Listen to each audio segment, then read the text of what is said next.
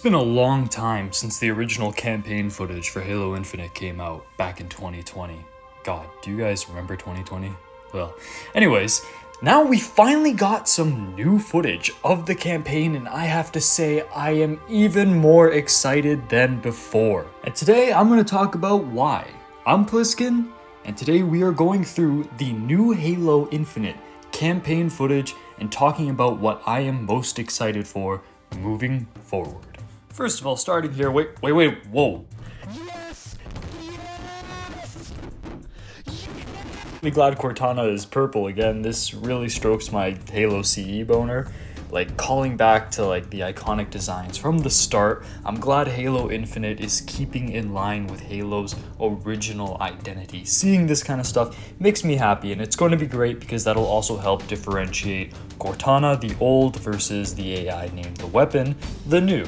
So I like what they're doing with that. I like how the entire game seems to be an old versus new meshing together kind of aesthetic, and even the Cortanas in this game showcase that. Also, can we talk about this electric grapple? Now, this looks really fucking cool. I like me some darker than black, and I see myself upgrading the grapple look. And yes, I said upgrading because we gotta look at Master Chief's upgrade tree here. I really hope there's still unlockable armors in campaign. I know it can't be like Noble 6 and Halo Reach where you reinvent the armor, but certain challenges or certain dungeons or beating the game on certain difficulties, I'd like to think should give you access to different chief armors. Like, for example, if you beat the game on easy, you unlock the 343 design for Master Chief's armor from Halo 4 and 5. But then if you beat it on legendary, for example, you can get the 1999 like Macworld demo armor. But even if they don't include like unlockable armors in the campaign, I'm really glad we get this upgrade tree because there's just going to be so many options to mess around with. And that also helps with progression. You feel like you're getting stronger and better at the game as you unlock more of these items. It's a tried and true method. Far Cry 3 is probably the most famous example of that. And yeah, I'm glad it's here, and I'm glad that, again, I can get my darker than black on and start zapping the banish as I grapple towards them. Genius idea. I'm also really liking how Brohammer really is trying to show up Foehammer. Now, I remember playing Halo CE, the best moments were when the most uplifting moments were when Foehammer would come in and drop you off some weapons, some vehicles, some dudes, just the feeling of support that you got from there. Now that you can choose exactly what you want to drop at certain locations throughout the map, that's going to be amazing, and again, play into this more open world choice approach they're going with Halo Infinite. I'm super excited for that. We got our first look at a boss fight. Even though Halo doesn't have the best track record with boss fights, I'm kind of excited to see how these little encounters play out, even if they just tend to be like bullet spongy. Like, I hope there's gimmicks. Like, for example, certain bosses need to be hit with that noob combo, right? You need to take out their shields before you can do any sort of damage to them, or other bosses will only respond to, I don't know, electric weapons. Like, there's a lot of ways that they can have the bosses tie into the sandbox just like the regular enemies, and I hope they take advantage of that, because if they do, that's going to be an amazing addition to Halo. I've talked before about how cool Outposts look and how welcome of an addition that would be in an open world Halo game. I mean, like, let me be real with you, I feel like Far Cry 3 really set the layout for how to make the perfect, or how to make a great open world game. And the fact that Halo Infinite seems to be taking a lot of cues from that formula with the progression upgrade tree, as well as these outposts that you can take on in a free range sort of way, I'm really excited for that. It's going with some tried and true methods, and taking these things apart are going to be fun as hell. But if I'm being honest with you guys, there's one thing, and one thing only, that's really drawing me towards Halo Infinite. Yeah, outposts are cool. The new weapons look great. Although I worry about an oversaturated sandbox, but it seems in the modern gaming landscape you can't really escape that, i.e. Far Cry 6, the most recent example of that. I mean, the boss fights look really cool. There's a lot going for this game, even though I know there's going to be certain elements that I'm not going to be too fond of. I know I'm going to love this game. Now again, the perfect game in my mind just won't exist. It would either be Far Cry and Snake Eater have a baby, or just open world Halo CE, right?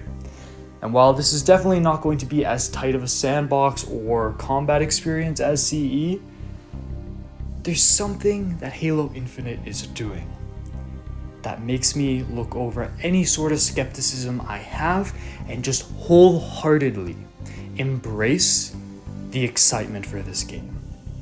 Now, when I used to play Halo CE, I say used to, but I still play it to this day, for 20 years now, playing Halo CE, I go through the same missions over and over again. I keep playing because the gameplay loop is so tight, but there's so many moments where I sit there and I look off into the distance and I see desert plains or mountains or a canyon far off in the distance or just the curve of the Halo ring, and I think to myself, what wouldn't I give to go out there and just see what's there? Fly a Banshee into the infinite darkness and see what I can find. Fly it to the other end of the Halo ring and see what I can find. And you know what? This actually extends outside of Halo CE. When I'm playing Halo 2 and I'm going across these snowy battlefields and I see these large Forerunner structures in the distance, I want to go there. Not through a cutscene, but I just want to walk, fly, use a vehicle, just go there myself and naturally explore these things. Halo Infinite seems like it's delivering on that. When I watched this new trailer and I saw the locations, the outposts, the mountains, the deep Forerunner structures, I want to go down there. I want to explore that. And this game, if there's one thing we can say for certain, is going to let me. And that's what I'm most excited about with Halo Infinite. It's going to fulfill on the deepest promise within the Halo universe. Mystery, intrigue, and adventure. It's going to deliver on that, if nothing else, mark my words. So I'm super excited to get on this ring, grab my little blueberry, and just explore. And that is what Halo Infinite is marketing first and foremost.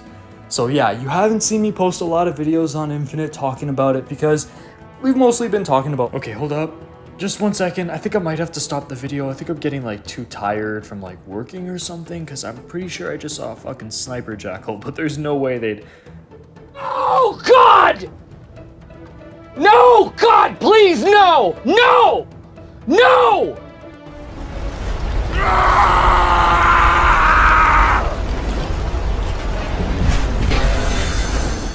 Talking about it because we've mostly been talking about, you know, the weapon sandbox and how it balances in multiplayer and the meta and this and that, and that's fun and all, but that's an experience I can get from Call of Duty and other shooters.